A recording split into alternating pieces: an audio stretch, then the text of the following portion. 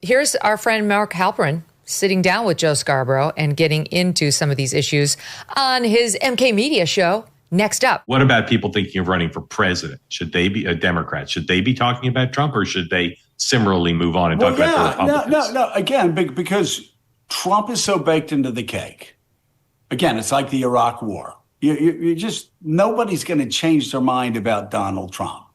And we keep thinking this is going to happen, and this is when the walls are closing in on Donald. Some I've probably said 87 times. No, the walls aren't going to close in on Donald Trump, and that's not your concern. Your concern is getting elected to Congress. Your concern is winning the House of Representatives. Your concern is taking over the committees, and by doing so, being able to stop a lot of what Republicans are doing. I'll let you take it, Mark, but I've got to say the irony, like the gall of Scarborough, of all people, to say you can't change people's minds on Donald Trump. Like he is the living Sybil when it comes to Donald Trump.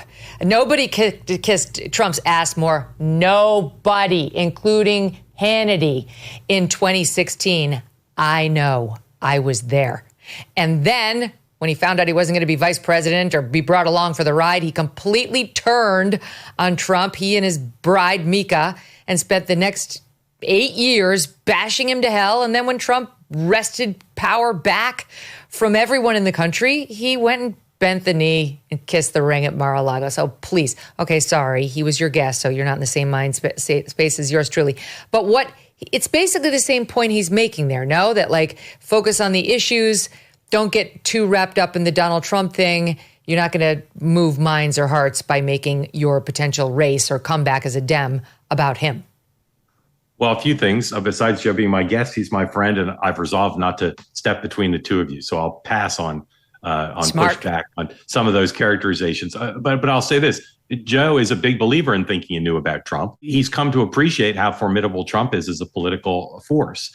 And I think what his main point is that if you try just to do what Gavin Newsom is doing without talking to voters about the real lives, improving their real lives, you will be caught up in the centrifugal force, and you won't have a path to being president of the United States or leading a coalition into a majority. So you can't ignore Trump. As Dan said, he's gonna be the dominant force in our politics through the election. But I think if you listen to my conversation with Joe, he's advocating not being letting your biorhythms, your daily political biorhythms, be about trying to beat Donald Trump at his own game, because Gavin Newsom's not going to do that, and he's the best equipped of anyone in the party to try to do it.